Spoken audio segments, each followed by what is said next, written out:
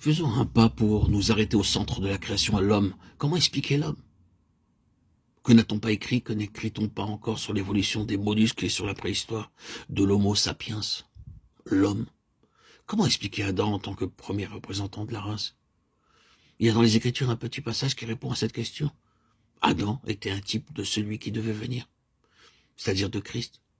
Un type de celui qui devait venir. Voilà l'explication de l'homme. La voici paraphrasée. L'intention primitive de Dieu, c'était que chaque homme apparaissant sur la terre devint conforme à l'image de son Fils Jésus-Christ. Des multitudes manqueront ce but. Mais il y a une autre multitude, si vaste que personne ne saurait la compter, de toute nation, de toute tribu, de tout peuple et de toute langue. Qui y parviendra glorieusement? Quelle vocation? Quelle destinée magnifique?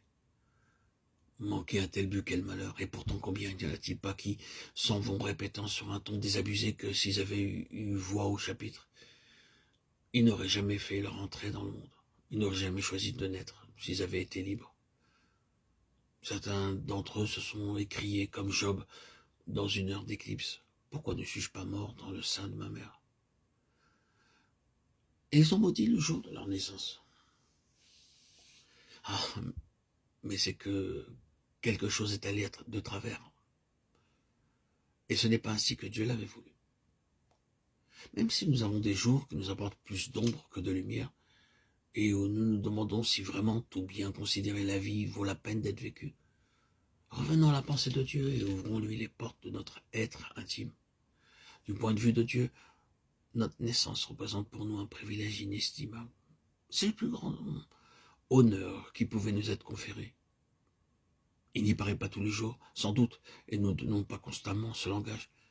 Mais sur ce point-là, nous sommes toujours contraints de revenir au point de vue de Dieu.